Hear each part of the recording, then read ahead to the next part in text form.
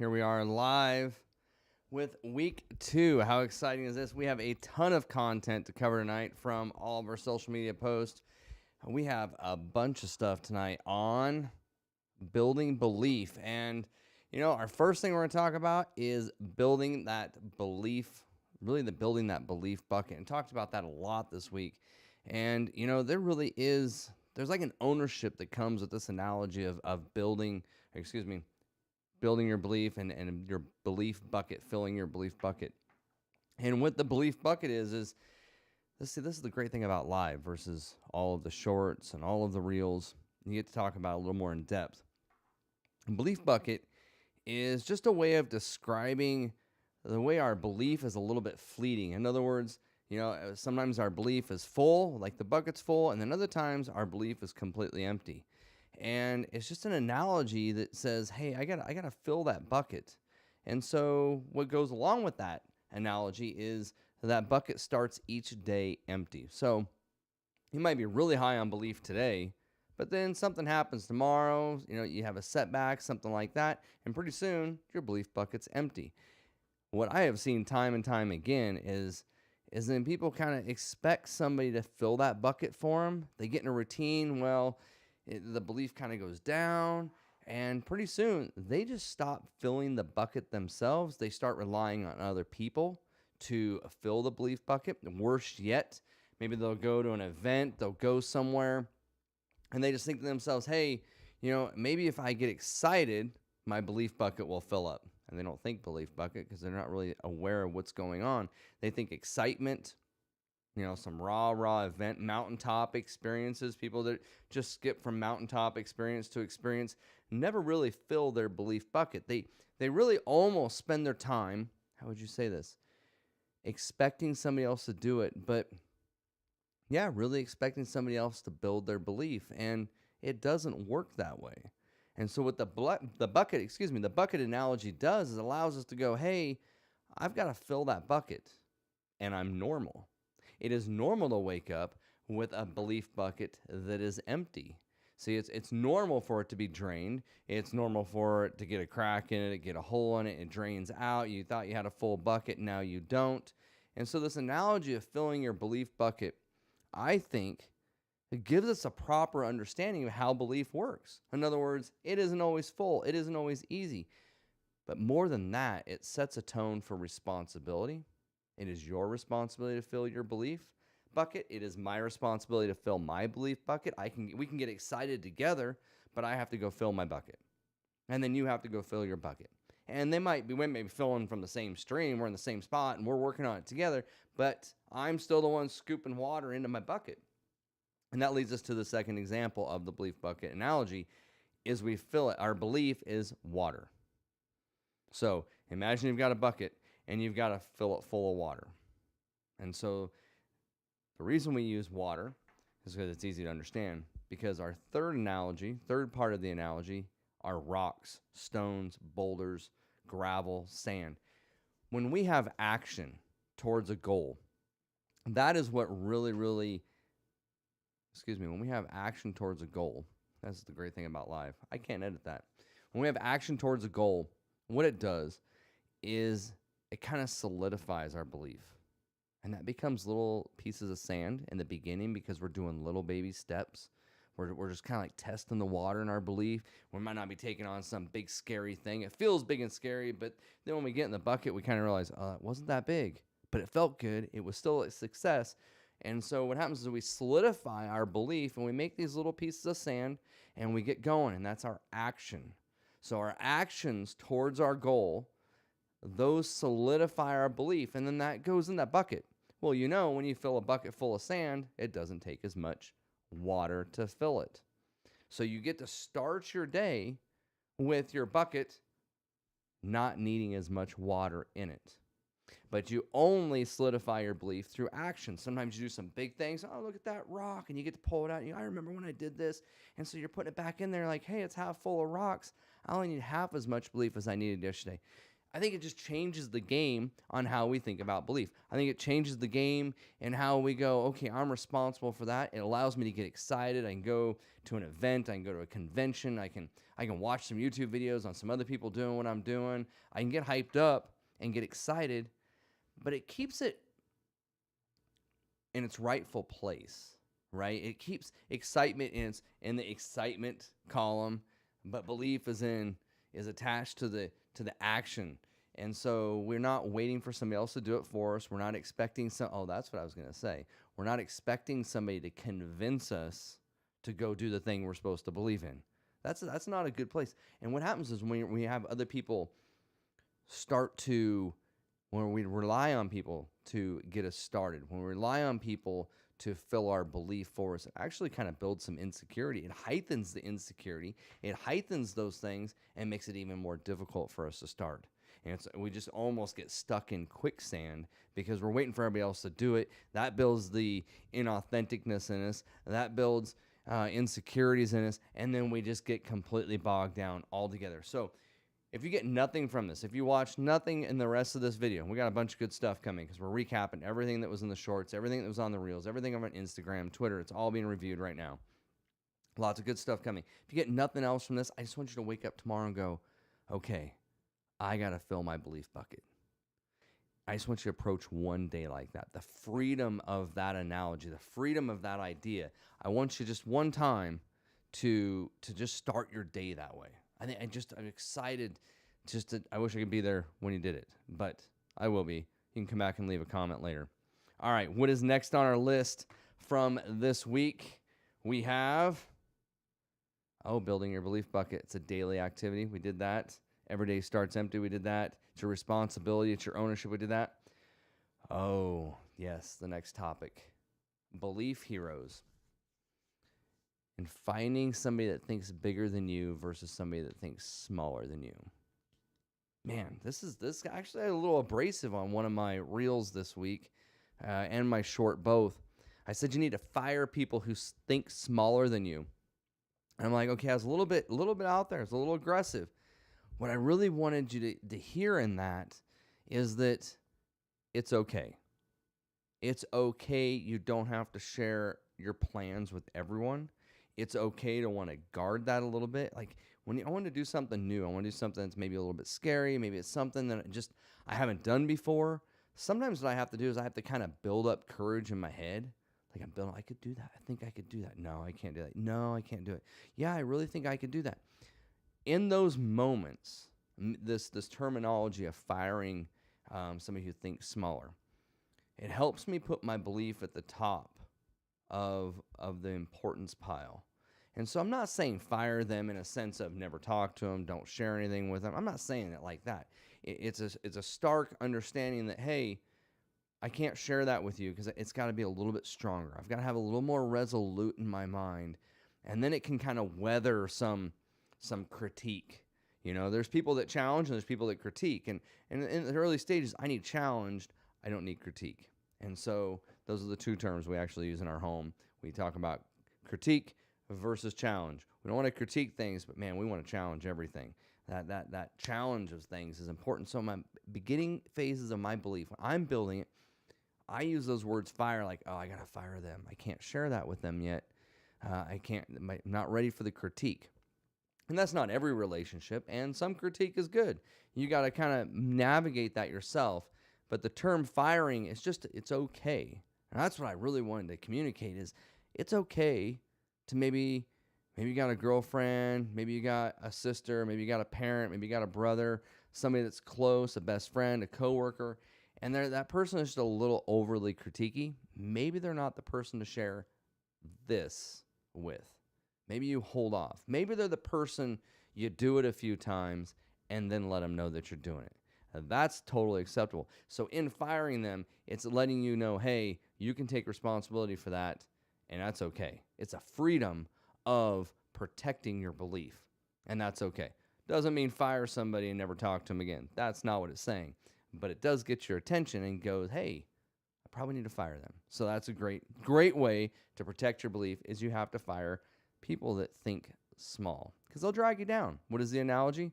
that somebody that's a high performer will raise the performance of the room 15%, but somebody who's an underperformer will drop the performance in the room by 30%. And it's written about in like thousands of books. Just go find a book and it's in there. It's just common knowledge. And it's true. And that's what you're doing. You're trying to raise that belief to 15%. So you surround yourself with somebody or a group of people that are going to push you to that next stage, give you that 15% bump. So with that, what about people that think bigger? You need to surround yourself with people that think bigger. And one of the ways that I kind of think about is somebody thinking bigger than me? Is do they help me solve the problems that I want to go solve? So if I want to do something I've never done before, I don't want somebody telling me, well, all the hurdles. I know there's all the hurdles. We're going to get to all the hurdles. I haven't even figured out how I'm going to do it yet. So to tell me all the hurdles right now before I decide where I'm going to go, that's like telling me all the stoplights there's going to be on a trip before I even tell you where I'm going, right? It's ahead of itself. It's a wall of you can't do that. But somebody who thinks bigger than me will say, oh, you want to go to the grocery store? Well, what are you going to be shopping for? See, they're trying to find me the right grocery store before they even help me navigate to this grocery store. And that's really the trick to finding somebody who thinks bigger than you is finding that person that can say, hey, where are you going? And then they help you navigate to that location. That's a big mindset shift. And it's not always easy to find people like that. Sometimes you got to find little conversations with people to get those glimpses, and that's okay too. And not everybody's going to be that person. But there are those people out there. And when you find those people, man, you cling to them because there's a really good chance they're high performers, they're actionable people, they're going to help you solve those problems. And that's what you got to do. You got to figure out where you're going and what problems you need to solve or what problems you want to solve. There's a good chance you want to solve problems that somebody else doesn't. And that leads us to, in that topic of finding somebody who thinks bigger than you, kind of an avoidance thing. This is kind of a caution. I will run into people, and you will too, who will only advise me to do the work that they're willing to do, or B, only do the work that they can see themselves doing. And that's a big deal. You don't want to get stuck taking advice from somebody who is advising you to only do the work they want to do. So try. I want to start a dog poop cleanup business. Well, there's only so many people in your circle that are willing to do that work. People aren't always willing to hustle. If you're going to accomplish, you're going to follow your dream, you're going to go after, build some belief and go do something you've never done, something big, something scary, something that takes maybe a reinvention of yourself, something along those lines. Those are difficult things as they are. And if somebody else isn't willing to do that work, they're going to advise you not to do it if they're living in their comfort zone. It's a good chance. If you've surrounded yourself with comfort zone people, it's going to take some work to break that mold. And that's going to go to your belief bucket because that is going to take some digging out. It's going to take some reinvention time. And that is all normal. I think reinvention's in episode 3 or 4 coming up. So we're going to have a lot of conversations about reinvention. But before we got to finish this belief bucket talk. Next up is, well, if you're doing something someone else hasn't, it's because no one else has done it. If you're doing something somebody else hasn't, it's because no one else has done it. Yeah, that's a good statement. It's a tongue twister. What I'm saying there is, if I go out in my backyard and I want to do something and I find dog poop, it's because nobody's picked up the dog poop. When you're casting the vision for your dream or your belief, you're going to go somewhere, hopefully, that someone else hasn't gone. And that's going to scare a lot of people. And that should scare you a little bit. You should also see what makes you different, like why you want to do it versus the other people that are maybe in that sector, or in that niche, or whatever it might be, however you want to articulate that. But you're going to have to go somewhere somebody else hasn't already gone. And that's, again, got to pick those people that think big so they can get a vision for that. Oh, next up, create content and ignore it. That's right. Walk away. It's a really good lesson for this week. We have maybe a social media problem. And as I was creating reels and creating content this week, I thought to myself, whoa, Hatcher, you could really get sucked into creating content for affirmation. And I thought, man, that's actually that would be a bad place to go with my content, with my channel, with my rebrand. Is you could really get into creating content for affirmation, and you almost become that person that goes to where they're comfortable, right? You're going to the place of the quick and easy reward. It doesn't always mean that's your long haul objective, and so. This lesson is something I just put down this week for myself. I wrote myself a little note. I'm like, create, walk away, ignore it. And I had to, because what I want to do is I just want to get on and check metrics. I want to check that was my first few posts. Of course, I want to check analytics, all that stuff. But I'm going, man, you are on the edge of appeasing everyone versus just doing what you set out to do, what was in your heart, what you were passionate about, following that trajectory. You've got all this content written. You just need to stay the course. And I want to encourage you, especially on social media, I do not look at anybody else's social media. I get in, I do my job, and I get out. And for me, that's a belief protection method. Get in, create your content, get out. Of course, you got to watch your content. Of course, you got to watch all that stuff. Of course, you got to reply. I get all that. Mindset. I get in, I do my replies, I get out. I do not. If you compare, you've killed your belief. Comparison is the robber of joy, and it will suck the belief out of whatever you're doing. Get in, do what you need to do, and then get out. All right, next up. I don't see any chat yet. All right, here we go. Importance of picking a belief hero. Oh, this is good. I like this. We did this one a couple days ago. 3 things that are important when it comes to picking a belief hero. So at the Belief Hero, the whole purpose of this channel is to build people's belief, help them become the belief hero that they need to become to help someone else. And to do that, when you first start, you got to find a belief hero and find somebody that has some attributes that's going to help you really get to your goal, to do the things you want to do. So 3 things that I said are important this week in picking that belief hero, and there are more. But the first is somebody that tells you the truth. You got to have a belief hero that tells you the truth. You got to have that open dialogue.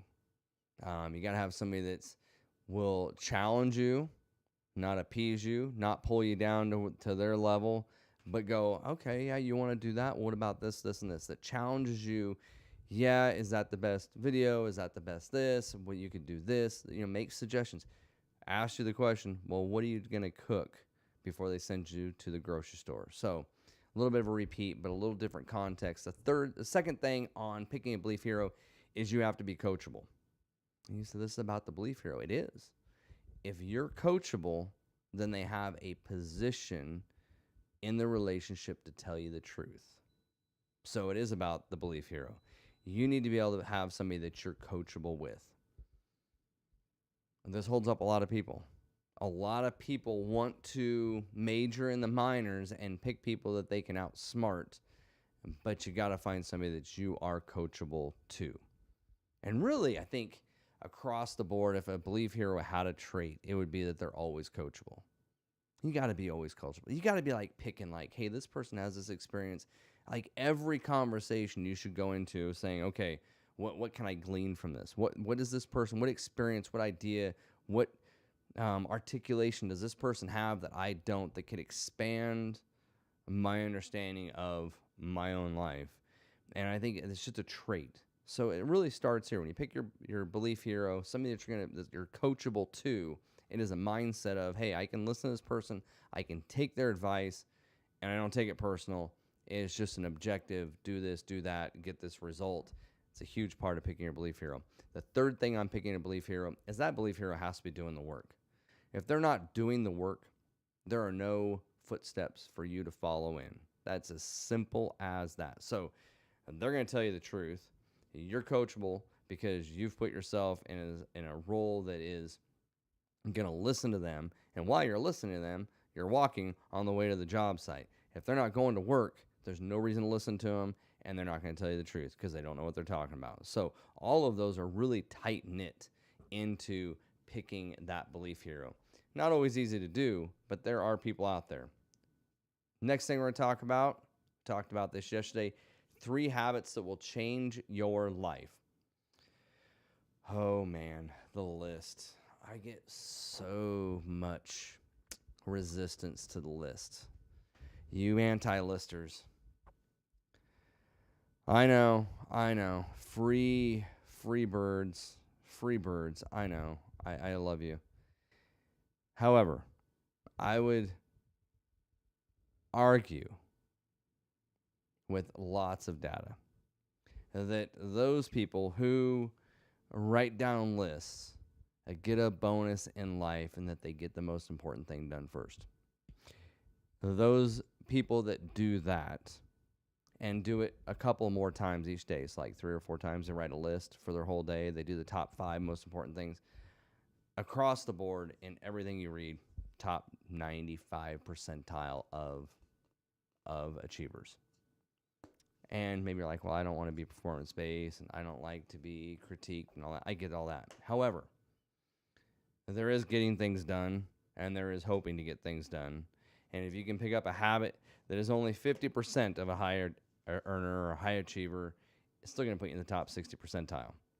What you're going to get out of that personally is a solidification of your belief. It's going to make things actionable for you.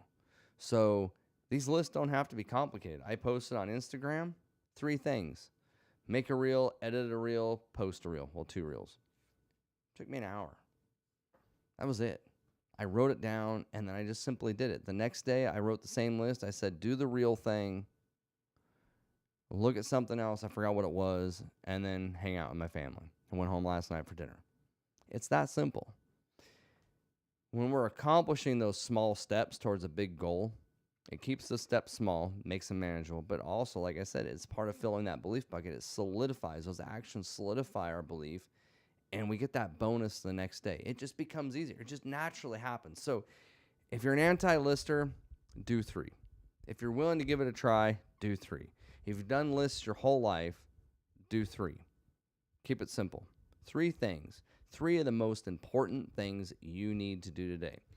For me, make my list.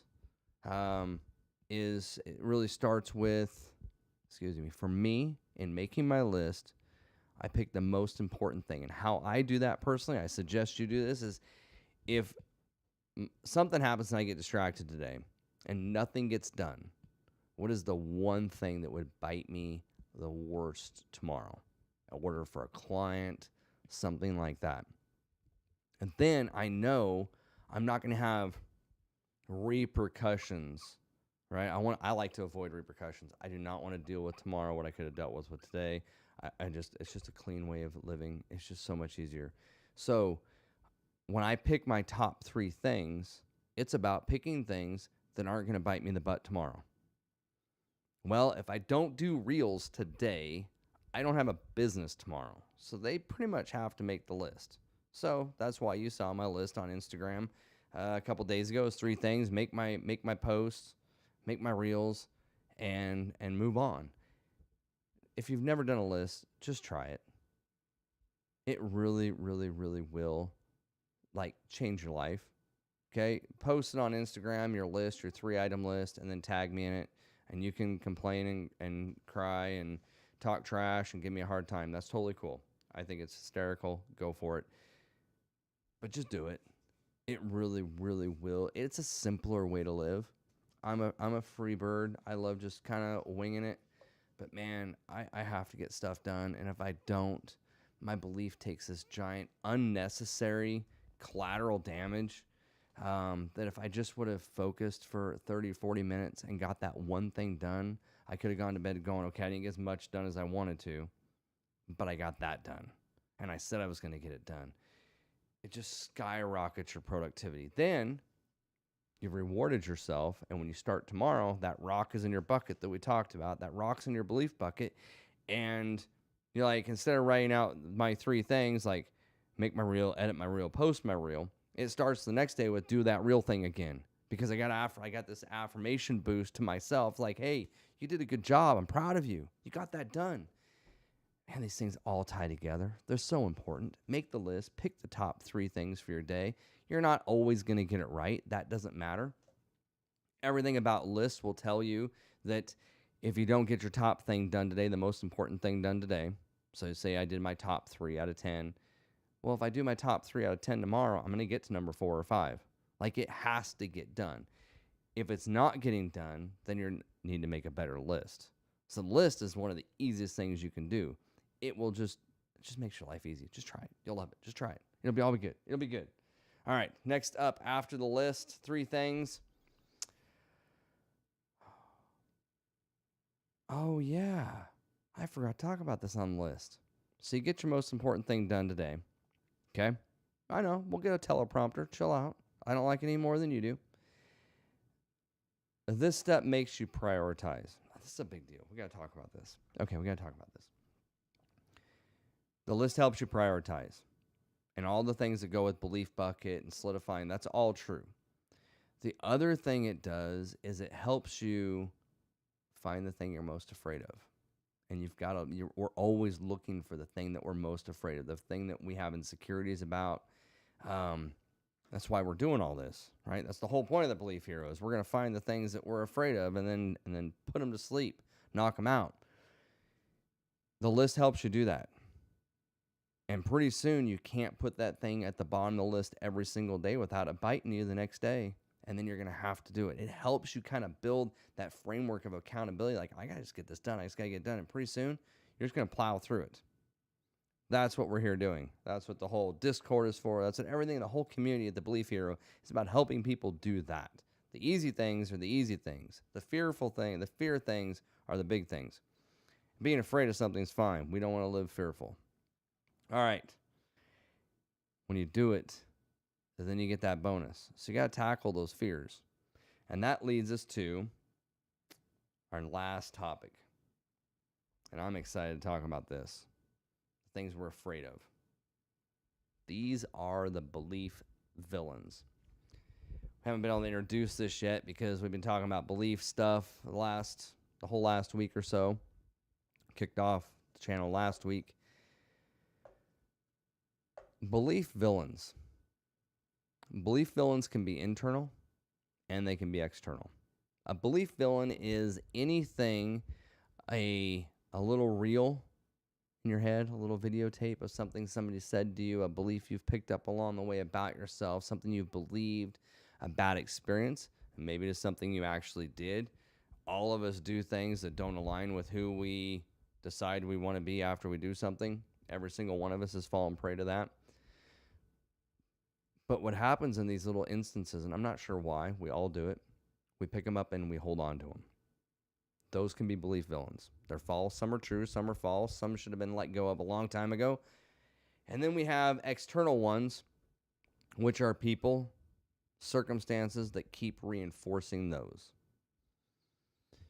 Belief villains, that's the only reason we have heroes. If we didn't have belief villains, we wouldn't have belief heroes. It's a great time to introduce belief villains. If you have some pretty big villains, external, internal, you got to write those down. We got to write those down. You got to get those on a piece of paper. You got to get those in the forefront. We got to know what those are. You got to know where those hurdles stand. If you don't know where those stand, if you don't know what those are about, well, it just leads to a place where you're not conquering the right thing. In other words, you're going to end up building like all these funky detours to the grocery store, and it takes like 3 hours to go get a cup of milk. Well, you can't sustain that. Nobody can sustain that. Nobody can spend 3 hours going to get a gallon of milk, right? And it's only when you get a gallon of milk that it takes 3 hours to get to the grocery store. If you're going to get bread, well, there's no belief barrier there, so you just go right into the store and you come back. It's 5 minutes. Oh, but when you're going to get milk, oh, you wouldn't believe what my mother told me about milk. Oh, my dad told me this about milk, and I'll never drink milk again. I don't even like the smell of it. I even see the milk aisle, and I just have to leave the store. You see what I'm saying? Belief villains work like that. The list is supposed to help you get to those hurdles and find them. The belief bucket, the solidification of your belief, those little things kind of want to help you drown that out. You just kind of like build over the top of it. Like it just gets smaller. The more actions you have, the smaller those things get. But I think a lot of times they never go away. I think that's a reality with some belief villains. I know I have belief villains in my head. I have little videotapes, little reels, little things people have said. And it doesn't matter what I do or how old I get, they're still there. They get quieter, they get a little smaller. But if I feed them, they just like come back. So, belief villains. We're going to talk a lot about belief villains next week. Make sure you're on Instagram. Make sure you're watching for YouTube Shorts. We're going to talk a lot about belief villains. I think a lot of people get stuck there. I know I do. That's one of my biggest hurdles. Setbacks. I mentioned that in a reel today. Setbacks are really hard on my belief. But those little reels, those internal villains, they set me back. So we're going to talk a lot about those next week. Looking forward to that episode.